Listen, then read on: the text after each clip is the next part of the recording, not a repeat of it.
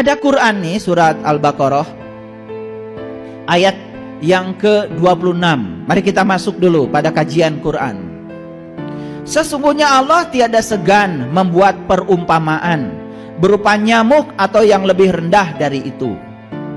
Adapun orang-orang yang beriman, maka mereka yakin bahwa perumpamaan itu benar dari Tuhan mereka. Jadi yang yakin akan perumpamaan itu hanya orang yang beriman. Siapa orang yang beriman? Yang sudah mengalami, yang sudah merasakan, yang sudah terbuka pintu kolbunya, yang sudah menyaksikan. Bagi mereka yang sudah sampai di tingkatan itu, perumpamaan itu bukan perumpamaan lagi, sudah nyata dalam dirinya. Maka di Quran Allah berkata begini, ya.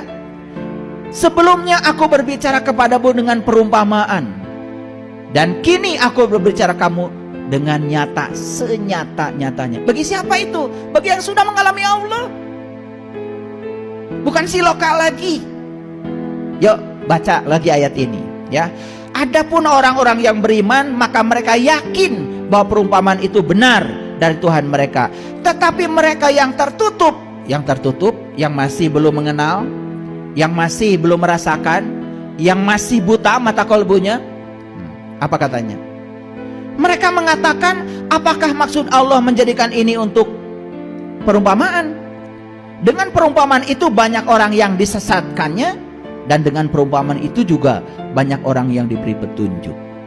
Dan tidak ada yang disesatkan oleh Allah kecuali orang-orang yang fasik. Maka di Quran itu ada orang yang belum tahu, ada orang yang tidak tahu, ada orang yang belum tahu tetapi sok tahu. Itu yang namanya fasik. Pahami bedanya? Karena ada orang yang belum tahu, tetapi dia tahu kalau dia belum tahu, maka dia mencari tahu. Kan seneng orang lain memberitahu sama dia. Dia tidak tahu, tapi dia tahu kalau dia tidak tahu. Kan gampang diberitahu. Tetapi ada orang yang belum tahu, tidak tahu, tetapi dia sok tahu. Diberitahu tidak mau tahu. Ini yang disebut dengan fasik.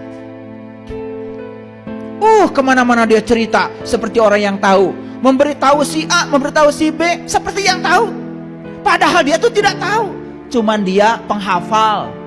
Banyak menghafal, banyak baca buku, banyak baca itu, baca. Tapi pengalaman belum mengalami. Itu yang namanya fasik. Jadi orang fasik itu orang yang tidak tahu, tetapi dia tidak tahu bahwa dia tidak tahu. Tapi sok tahu, diberitahu tidak mau tahu.